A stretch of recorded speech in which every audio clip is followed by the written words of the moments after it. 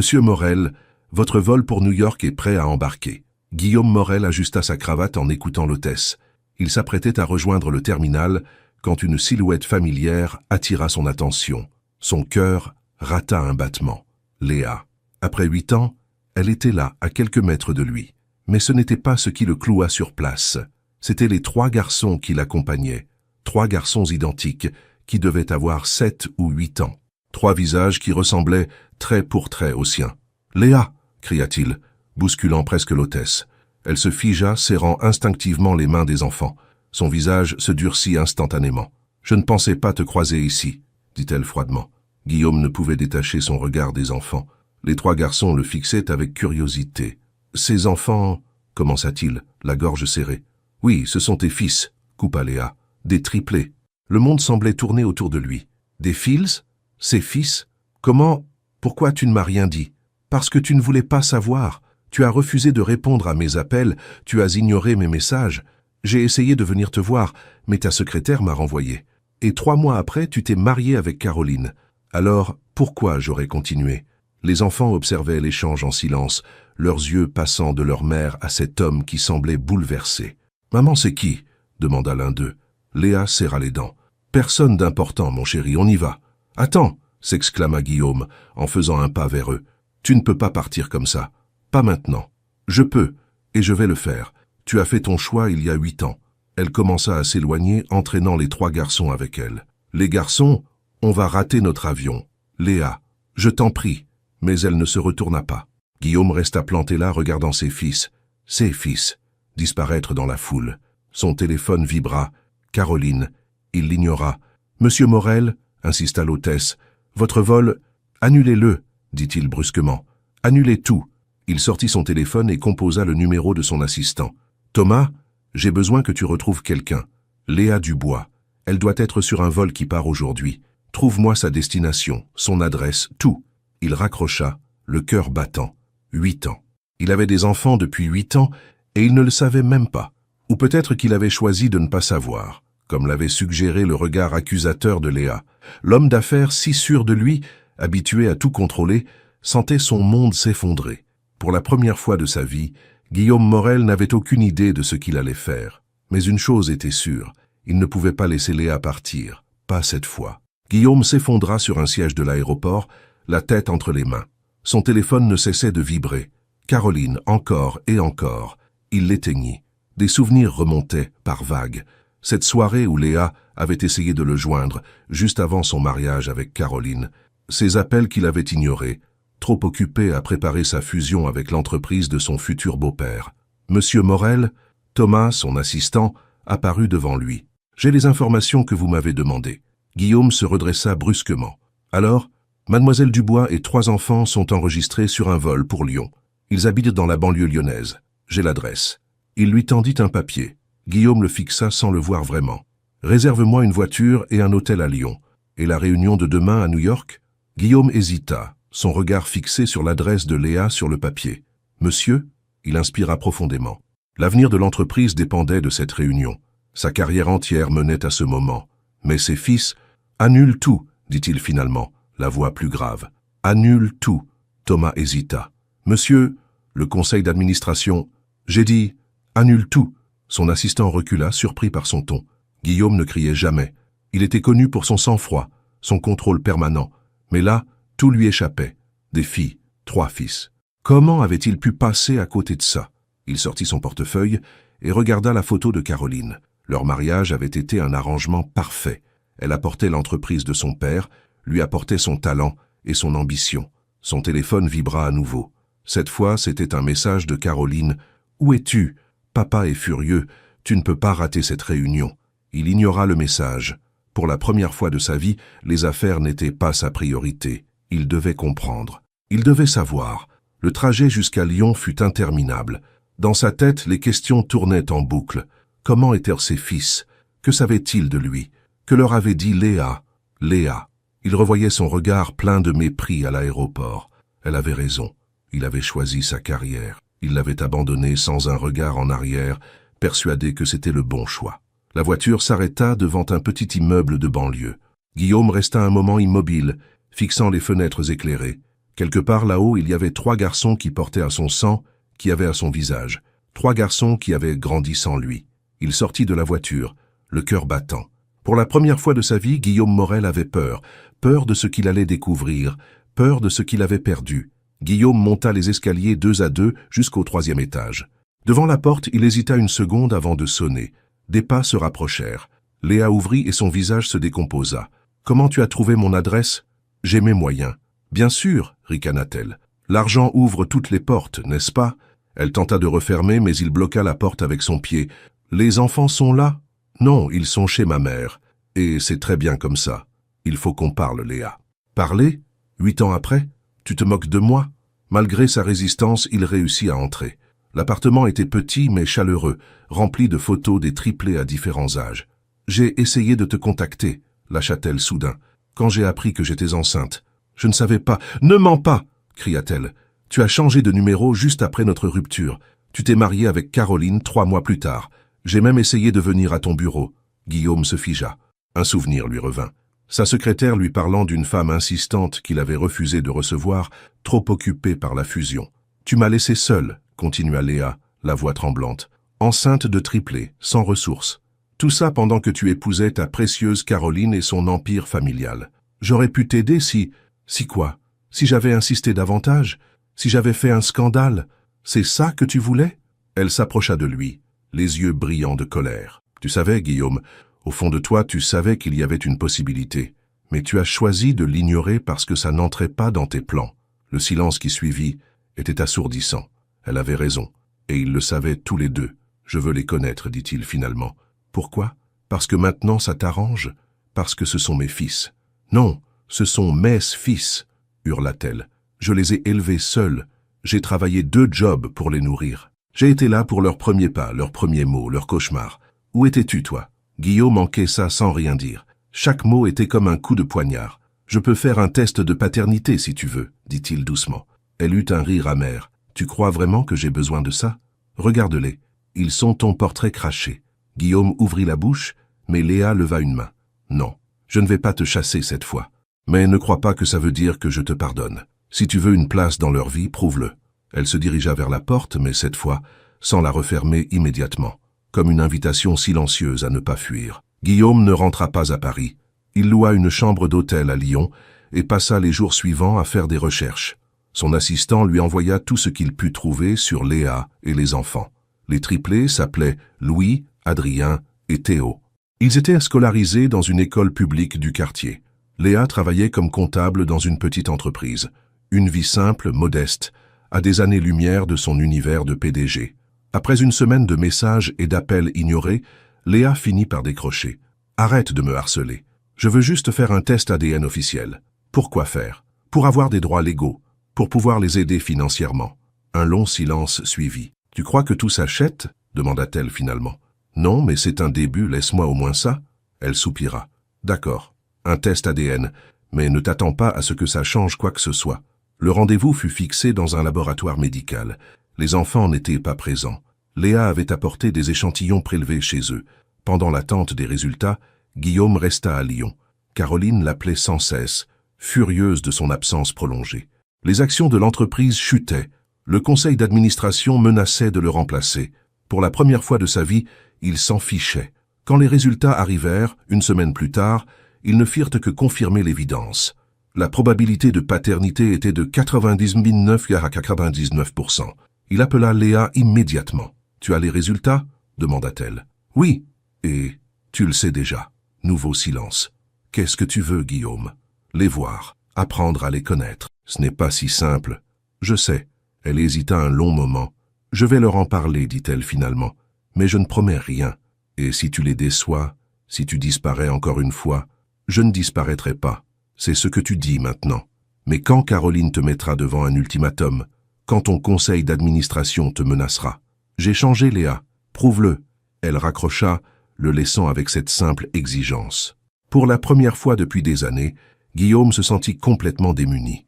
L'argent, le pouvoir, les relations, rien de tout cela ne l'aiderait ici.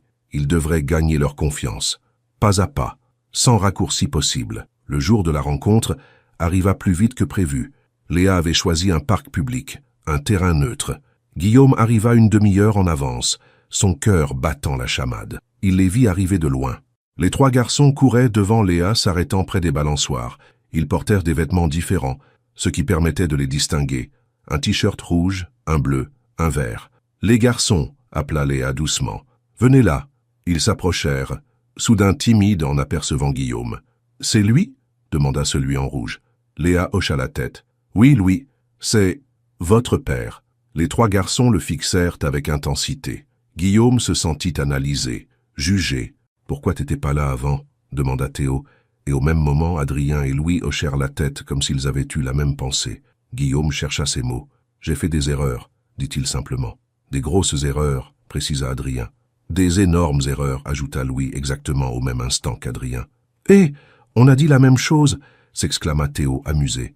Un silence gêné s'installa. Guillaume sortit 3 paquets de son sac. « Je vous ai apporté quelque chose. »« Ça non !» intervint Léa. « Pas de cadeau. »« Maman !» protestèrent les garçons en chœur. « J'ai dit non. On n'est pas là pour ça. » Guillaume rangea les paquets, embarrassé. Il n'avait pas l'habitude qu'on refuse ses cadeaux. « Vous aimez le foot ?» demanda-t-il, se souvenant des ballons qu'il avait vus dans leur cour. « Moi, oui !» s'exclama Louis. « Je suis attaquant dans l'équipe de l'école. »« Moi, je préfère les dinosaures, » dit Adrien. « Et moi, je dessine, » ajouta Théo. Ils commencèrent à parler tous en même temps, leur méfiance momentanément oubliée. Guillaume les écoutait, fasciné par leurs différences malgré leur ressemblance physique. Léa observait la scène à distance, les bras croisés. Son expression restait méfiante. « Tu viens nous voir demain ?» demanda soudain Louis. Guillaume regarda Léa qui secoua la tête. « On va y aller doucement, d'accord ?» dit-elle aux enfants. « Une étape à la fois. » Les garçons protestèrent, mais elle resta ferme. « C'est l'heure de rentrer. »« On peut au moins avoir les cadeaux ?» tenta Théo. « Non, peut-être une prochaine fois. » Ils partirent comme ils étaient venus, les garçons se retournant plusieurs fois pour le regarder. Guillaume resta sur le banc longtemps après leur départ. Son téléphone vibra. Un message de Caroline. « Si tu ne rentres pas immédiatement, je demande le divorce. » Il éteignit son téléphone sans répondre. Pour la première fois de sa vie, il savait exactement où étaient ses priorités. Caroline l'attendait dans leur appartement parisien quand il rentra enfin. Elle était assise dans le salon, un verre de vin à la main. « 2 semaines, Guillaume. 2 semaines sans nouvelles. » Il posa sa valise. « J'ai des enfants. » Le verre de vin se fracassa au sol. « Pardon ?»« Des triplés. Avec Léa, mon ex. Ils ont 8 ans. » Caroline se leva brusquement. « Tu plaisantes ?»« Non. »« Tu l'as su quand ?»« Il y a 2 semaines, à l'aéroport. » Elle se mit à rire, un rire hystérique. « Donc tu as abandonné la fusion, le conseil d'administration, tout ça, pour des bâtards ? Ne les appelle pas comme ça. Comment veux-tu que je les appelle ? Ces gosses que tu as eus avec ta petite traînée avant notre mariage ?» Guillaume serra les poings. « Arrête. »« Non, tu arrêtes, » cria-t-elle. « Tu vas tout perdre. Mon père va te détruire. Le conseil va te virer. Tu n'auras plus rien. J'ai déjà perdu 8 ans avec mes fils. » Caroline s'approcha de lui menaçante. « Je te donne un choix, Guillaume. Soit tu oublies ces enfants et tu reviens à ta vraie vie, soit je demande le divorce. Et crois-moi, je prendrai tout. Tu ne peux pas me faire chanter. » Bien sûr que si. Qui crois-tu que le conseil suivra ? Toi, le PDG absent qui court après ces bâtards, ou moi, la fille du fondateur ? Guillaume la regarda longuement. Cette femme qu'il avait épousée par ambition, avec qui il partageait un lit mais pas une vie. « Fais ce que tu veux, » dit-il calmement. « Pardon ?» demande le divorce. « Prends l'argent, l'entreprise, tout. » Elle le gifla. « Tu es fou. Tout ça pourquoi ? Une famille de seconde zone ? » « Non, » dit-il en se dirigeant vers la porte. « Pour la seule chose qui compte vraiment. » Il sortit sans se retourner, laissant Caroline hurler derrière lui. Dans sa poche, son téléphone vibrait déjà, probablement son beau-père ou les avocats. Dans la rue, il respira profondément. Pour la première fois depuis des années, il se sentait libre. Pauvre peut-être bientôt, mais libre. Il sortit son téléphone et appela Léa. « Oui ?» répondit-elle, méfiante. « Je viens de quitter ma femme. » Un long silence. « Pourquoi tu me dis ça ? Parce que je veux que tu saches que je suis sérieux. À propos des enfants, à propos de tout. » Elle soupira. « Guillaume. »« Je ne te demande rien, la coupa-t-il. Je veux juste être là pour eux. » Un autre silence. « D'accord, dit-elle finalement.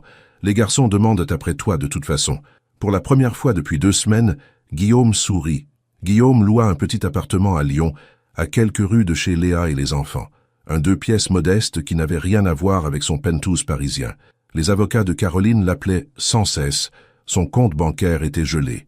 Le conseil d'administration l'avait mis en congé forcé, mais chaque fois qu'il voyait ses fils, rien de tout cela n'avait d'importance. Les visites devenaient régulières, d'abord au parc, puis chez Léa. « Papa !» cria Louis en le voyant arriver ce samedi-là. Le mot le frappa en plein cœur. C'était la première fois qu'un des garçons l'appelait ainsi. « Regarde ce que j'ai dessiné », dit Théo en lui tendant un papier.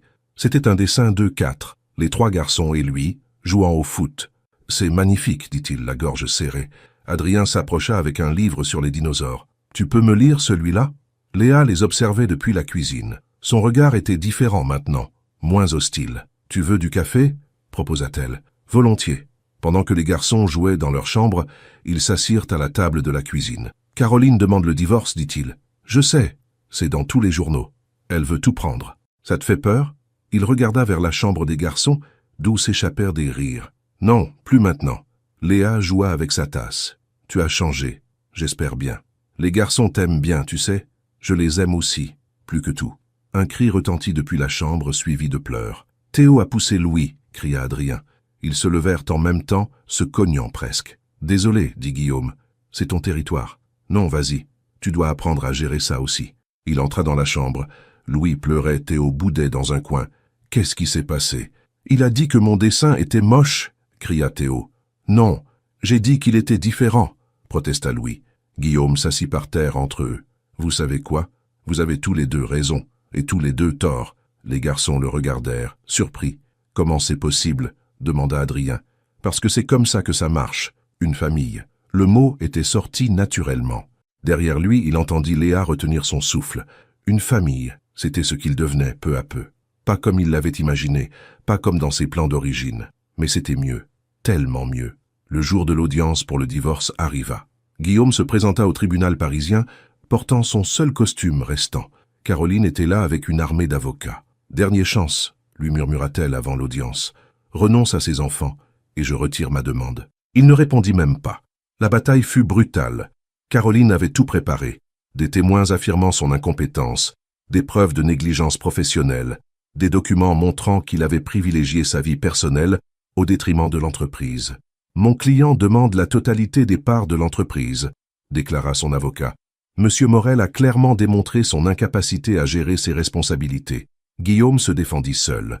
Il n'avait plus les moyens de payer un avocat. « Je ne conteste pas le divorce », dit-il simplement. « Je ne conteste même pas la répartition des biens.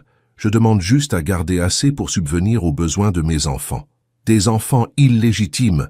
cracha Caroline. « Des enfants que j'ai abandonnés une fois. Je ne le ferai pas 2 fois. » Le juge le regarda longuement. « Vous êtes prêt à tout perdre pour eux ? J'ai déjà tout gagné en les retrouvant. » Le verdict tomba. Caroline obtenait l'entreprise et la majorité des biens. Guillaume gardait un petit pourcentage des actions et une pension modeste. En sortant du tribunal, son téléphone sonna. C'était Léa. « Alors ? Je suis ruiné, dit-il en riant. Je suis désolé. Pas moi. » Un silence. « Les garçons veulent savoir si tu viens toujours demain. »« Bien sûr. J'ai promis à Louis de l'emmener à son match. »« Guillaume ? Oui, tu as vraiment changé. » Il regarda le tribunal derrière lui, où Caroline célébrait sa victoire avec ses avocats. « Non, Léa. J'ai juste enfin compris ce qui compte vraiment. Les garçons t'attendent pour dîner, si tu veux. J'arrive. » Il prit le premier train pour Lyon, laissant derrière lui son ancienne vie. Dans son sac, le dessin de Théo, leur famille, ensemble. C'était tout ce dont il avait besoin. En arrivant chez Léa, les garçons lui sautèrent dessus. « Papa, tu restes manger ? Papa, j'ai eu un A en maths. Papa, regarde mon nouveau dessin. » Il les serra dans ses bras, fort. Caroline avait peut-être gagné l'argent, mais lui avait gagné quelque chose de bien plus précieux, une famille. Les semaines passèrent, et Guillaume apprit à connaître vraiment ses fils. Chacun était unique, malgré leur ressemblance physique frappante. Louise était le sportif, toujours le premier à proposer un match de foot, un leader né qui protégeait férocement ses frères. Adrien était le scientifique, passant des heures à lire des encyclopédies et à poser des questions sur tout. Théo, le plus sensible, s'exprimait à travers ses dessins, couvrant les murs de sa chambre d'œuvres colorées. Un samedi, alors qu'il les gardait pendant que Léa travaillait, Adrien lui posa la question qui le troublait. « Pourquoi t'es parti avant notre naissance ?» Guillaume faillit s'étouffer avec son café. « C'est compliqué, dit-il. On n'est pas bête, tu sais, intervint Louis. On peut comprendre. » Guillaume regarda ses 3 fils qui attendaient une réponse. Il leur devait la vérité. J'étais stupide. Je pensais que l'argent et le succès étaient plus importants que tout le reste. Plus importants que nous? Demanda Théo doucement. Oui, et c'était la plus grosse erreur de ma vie. Les garçons échangèrent un regard. Mais maintenant tu penses plus ça, hein? Insista Louis. Non. Maintenant je sais que la vraie richesse, c'est d'être avec vous. Adrien fronça les sourcils. Même si t'as plus de sous, même si j'ai plus de sous. Théo s'approcha et lui tendit un dessin. C'était leur famille, encore une fois, mais cette fois-ci, Léa était incluse. Maman sourit plus depuis que t'es là, dit-il simplement. Guillaume sentit son cœur se serrer. C'était vrai. Léa semblait plus détendue ces derniers temps. Elle le laissait passer plus de temps avec les garçons, acceptait même parfois de dîner tous ensemble. « Les garçons, appela-t-il, je veux que vous sachiez quelque chose. » Ils s'approchèrent, attentifs. « Je ne partirai plus jamais, même si on me proposait tous les trésors du monde. »« Promis ?» demanda Théo. « Promis. » Louis le regarda droit dans les yeux. « Tu sais, avant, quand les autres enfants parlèrent de leur papa, on disait qu'on s'en fichait de pas en avoir un.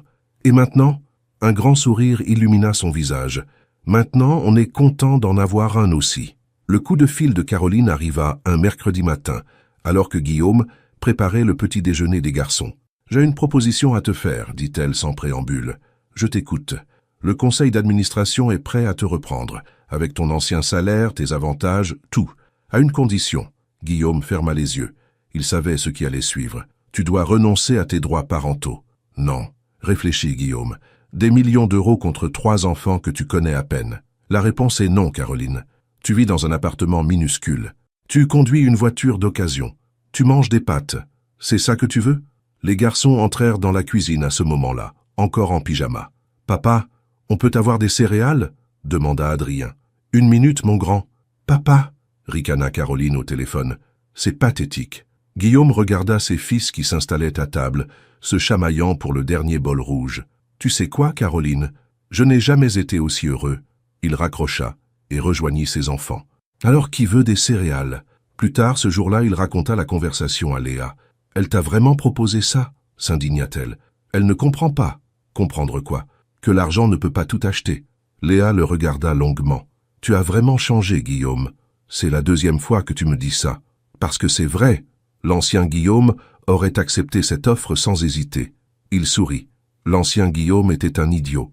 Les garçons jouaient dans le jardin. Leur rire montait jusqu'à la fenêtre de la cuisine. « Tu ne regrettes pas ?» demanda Léa. « Ta vie d'avant ?» Pas une seconde. Elle hésita, puis posa sa main sur la sienne. « Merci. »« De quoi ?»« D'être devenu le père qu'il méritait. » Pour toute réponse, il serra sa main. Dehors, les garçons les appelaient pour jouer. Une nouvelle vie, simple mais authentique. Et pour rien au monde, il n'aurait voulu revenir en arrière. Guillaume emménagea dans une maison modeste en banlieue lyonnaise, à mi-chemin entre son travail de consultant indépendant et l'école des garçons. C'était petit comparé à son ancien Pantouse, mais c'était chez lui. Les garçons l'aidèrent à s'installer, transformant le déménagement en jeu. « Ma chambre sera là quand on viendra dormir ?» demanda Théo en pointant une pièce. « Vous aurez tous les 3 votre lit ici », confirma Guillaume. Louis inspecta le jardin. « On pourra mettre des buts de foot, bien sûr. Et une table pour mes expériences, ajouta Adrien. On trouvera de la place. » Léa observait la scène, appuyée contre le mur. « Tu es sûr de pouvoir gérer tout ça ?» demanda-t-elle quand les garçons s'éloignèrent. « Le loyer n'est pas très cher et mon travail de consultant, je ne parle pas d'argent. Je parle d'être père à plein temps. » Il la regarda droit dans les yeux. « J'ai manqué 8 ans. Je ne veux plus manquer une seule minute. » Elle hocha la tête, puis sortit une enveloppe de son sac. « Les papiers pour la garde partagée. Si tu veux toujours, bien sûr que je veux. » Il signa sans hésiter. C'était officiel maintenant. Il était légalement leur père, avec des droits et des responsabilités. Les garçons revinrent en courant. « Papa, on peut commander des pizzas pour fêter ça? Maman peut rester aussi ?» demanda Théo. Guillaume regarda Léa, qui semblait hésiter. « Si elle veut, » dit-il doucement. Elle sourit. « D'accord, mais pas de pizza, je vais cuisiner. » La soirée fut simple mais parfaite. Les garçons racontèrent des histoires de l'école, Léa prépara son fameux gratin, et Guillaume réalisa qu'il n'avait jamais été aussi heureux. Plus tard, après avoir couché les enfants, il rejoignit Léa sur la terrasse. « C'est bizarre, dit-elle. « Quoi donc? De te voir comme ça. Si... normal. » Il rit. « Normal. C'est bien. » Elle le regarda longuement. « Oui, c'est bien. » Un silence confortable s'installa entre eux, comme une promesse de jours meilleurs à venir. Dans la maison, les garçons dormaient paisiblement, Et pour la première fois de sa vie, Guillaume se sentait exactement là où il devait être. Le coup de téléphone arriva en pleine réunion avec un client. « Monsieur Morel, c'est l'école. Louis a eu un accident en sport. » Guillaume sentit son cœur s'arrêter. « Il va bien ?» Il s'est cassé le bras. Nous l'emmenons à l'hôpital. Il raccrocha déjà en courant vers sa voiture. Léa était injoignable, en réunion importante. Il envoya un message rapide. « Louis à l'hôpital. J'y vais. » À l'hôpital, il trouva son fils en larmes, tenant son bras. « Papa !» cria Louis en le voyant. Guillaume le serra contre lui, faisant attention au bras blessé. « Que s'est-il passé ?»« Je suis tombé pendant le foot. Ça fait mal. Je sais, mon grand. Je suis là maintenant. » Le médecin arriva avec les radios. « Fracture simple. On va plâtrer et... » « Attendez, » coupa une infirmière. « Vous êtes le père ?»« Oui. Nous avons besoin d'une autorisation des parents pour... »« Je suis son père, » répéta Guillaume. « J'ai l'autorité parentale. » Il sortit les papiers de garde partagés qu'il gardait toujours dans son portefeuille. L'infirmière les examina et hocha la tête. Léa arriva en courant 1 heure plus tard, alors que Louis se faisait poser son plâtre. « Je suis désolé.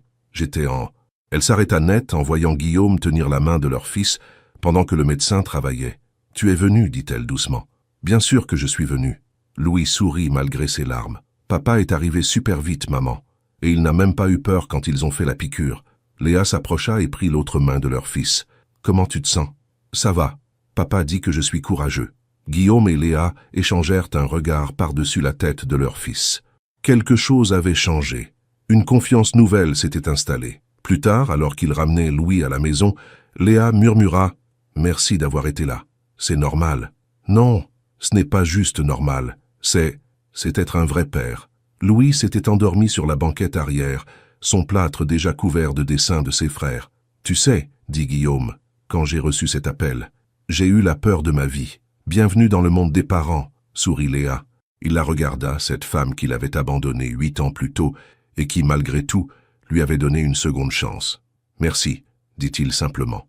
Elle comprit. « Merci de m'avoir laissé revenir. Merci de m'avoir permis d'être père. Merci d'avoir cru en moi. Tout allait bien.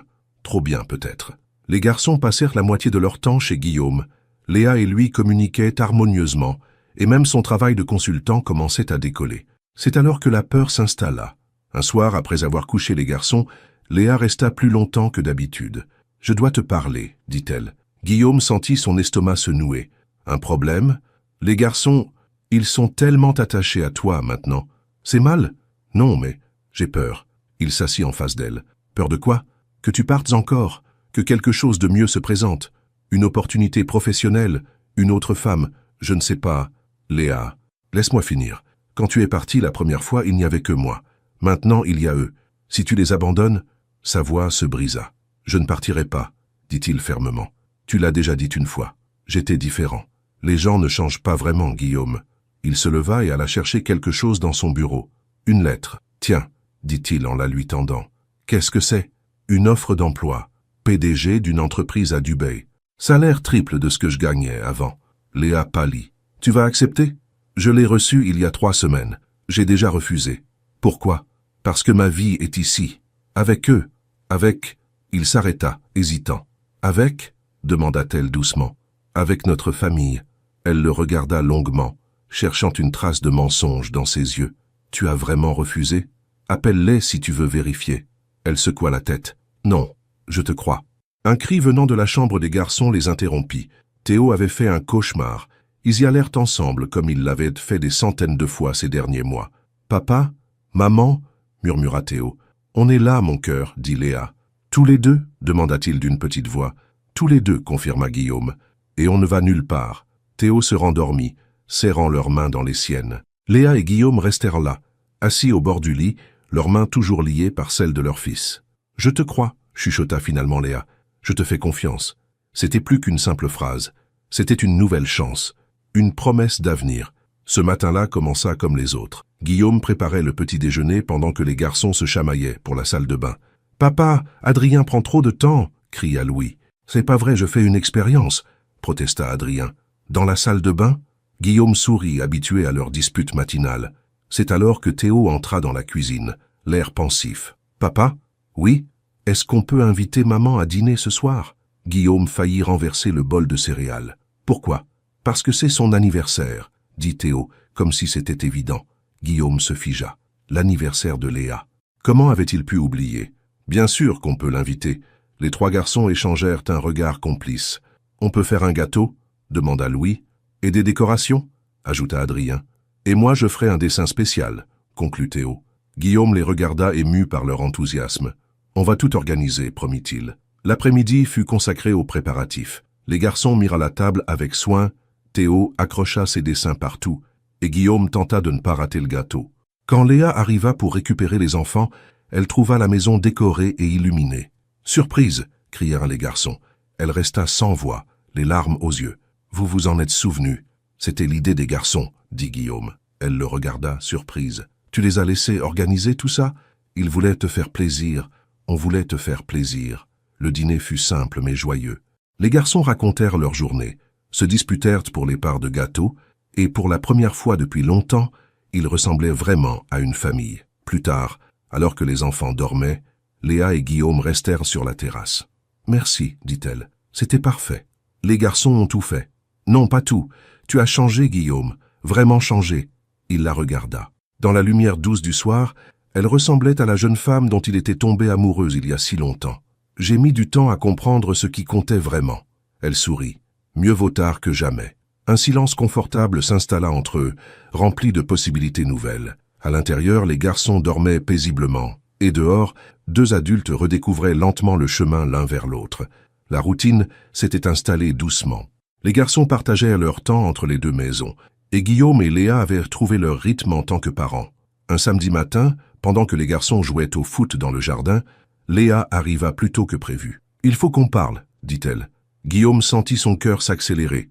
Ces mots n'annonçaient jamais rien de bon. « Les garçons m'ont posé une question hier soir, » continua-t-elle. « Ils veulent savoir pourquoi on n'habite pas tous ensemble. » Guillaume resta silencieux, attendant la suite. « Je ne savais pas quoi leur répondre, » avoua-t-elle. « Qu'est-ce que tu leur as dit? » La vérité, que c'est compliqué.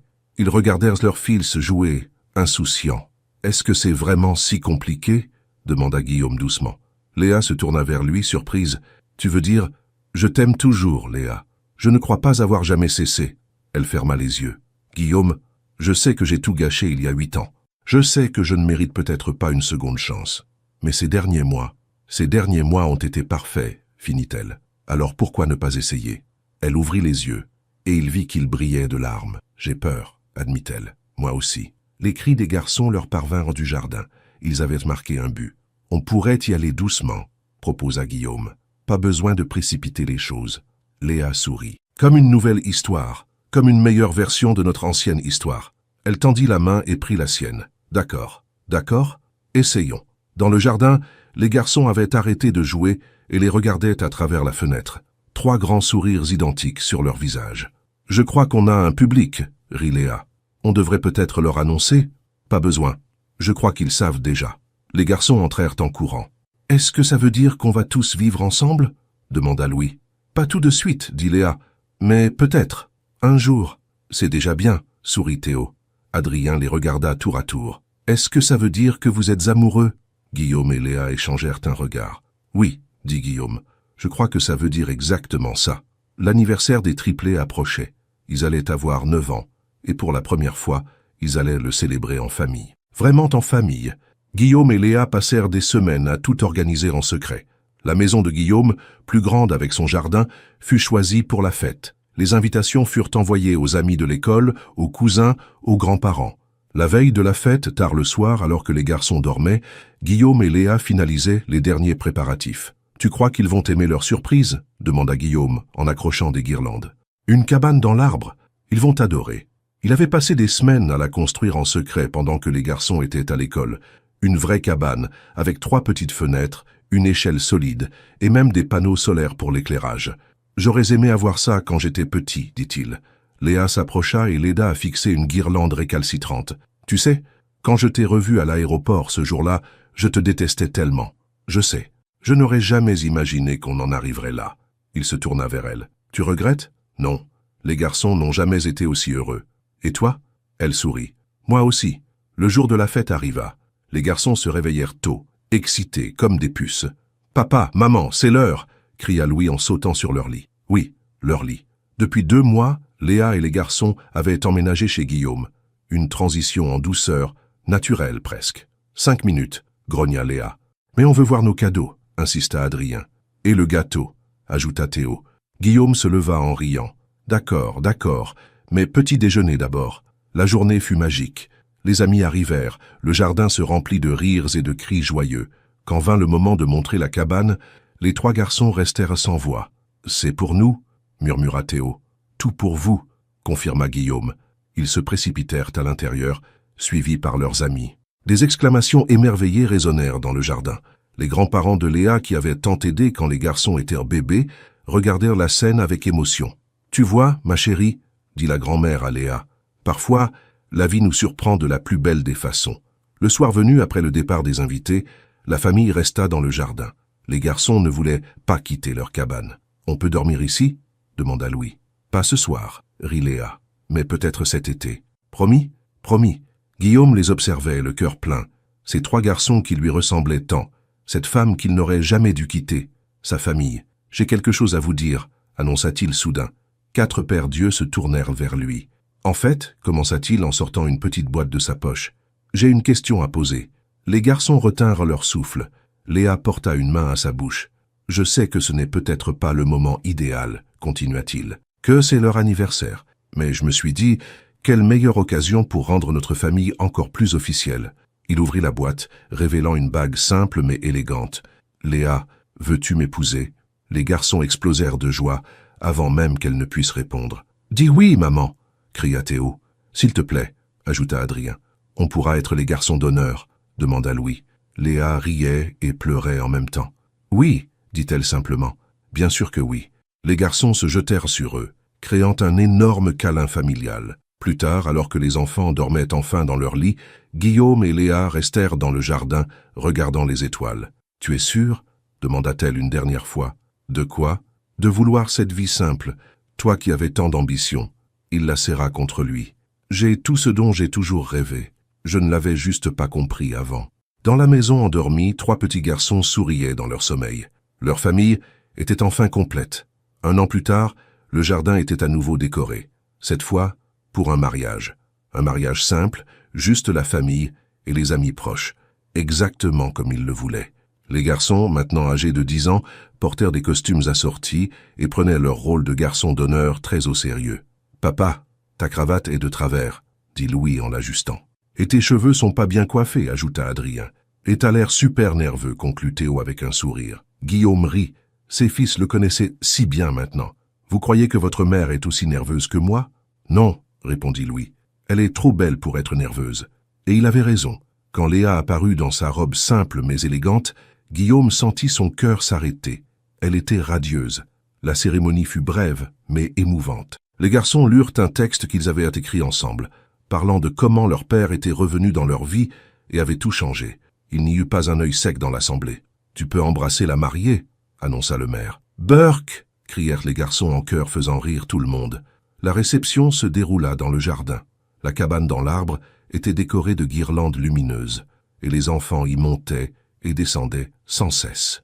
Caroline était venue à la surprise générale. Elle s'approcha de Guillaume pendant la fête. « Tu as l'air heureux » dit-elle en croisant les bras, sceptique. « Je le suis. Et tu crois que ça vaut le coup? La carrière, l'argent, tout ce que tu as perdu. »« Oui, Caroline.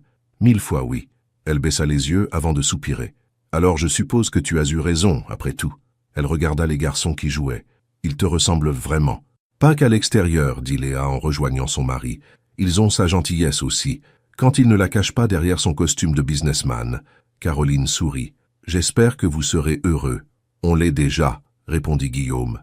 Plus tard dans la soirée, alors que la fête battait son plein, les garçons demandèrent à faire un discours. « On a un cadeau pour vous, » annonça Louis. Théo sortit un grand dessin encadré. C'était leur famille, comme il l'avait si souvent dessiné, mais cette fois avec une différence. Au-dessus du dessin, en lettres colorées, était écrit « Notre histoire ». « C'est pour que tu n'oublies jamais, papa, » dit Adrien, « que la vraie richesse, c'est nous. » Guillaume serra ses fils dans ses bras émus. « Je n'oublierai jamais, je vous le promets. » La nuit tombait doucement sur le jardin. Les invités commençaient à partir. Les garçons s'étaient endormis dans leur cabane, épuisés mais heureux. « On devrait peut-être les réveiller, » suggéra Léa. « Laissons-les dormir, » dit Guillaume. « C'est une nuit spéciale. » Il regarda sa nouvelle femme, cette femme qu'il avait perdue une fois et qu'il avait eu la chance de retrouver. Tu te souviens de notre première rencontre à l'aéroport? Laquelle? Rit-elle. Celle d'il y a 9 ans ou celle d'il y a 2 ans? Les deux. La première fois, j'ai fait la plus grosse erreur de ma vie. La deuxième fois, j'ai eu la chance de la réparer. Léa posa sa tête sur son épaule. Tu crois au destin? Je crois aux secondes chances. Dans la cabane, les garçons dormaient paisiblement. Sur la table du jardin, le dessin de Théo brillait sous les guirlandes lumineuses. Une famille. Leur famille. Guillaume Morel, ancien PDG millionnaire, regarda autour de lui.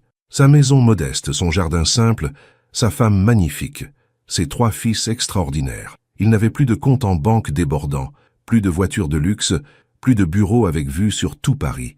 Mais il avait tout ce qui comptait vraiment. Il avait trouvé sa véritable fortune. Chers spectateurs, cette histoire touchante de rédemption et d'amour familial nous montre que les vraies richesses de la vie ne se mesurent pas en euros. Guillaume, Léa et leurs triplés nous rappellent que parfois les plus belles secondes chances naissent des plus grandes erreurs. Si cette histoire vous a ému autant que nous, n'hésitez pas à laisser un pouce bleu, à partager la vidéo avec vos proches et à nous dire ce que vous en pensez dans les commentaires. Et si vous souhaitez découvrir d'autres histoires qui touchent le cœur et nous font réfléchir sur ce qui compte vraiment dans la vie, abonnez-vous à notre chaîne. En parlant de partage, nous sommes curieux de savoir de quel pays nous regardez-vous. Laissez-nous votre réponse dans les commentaires.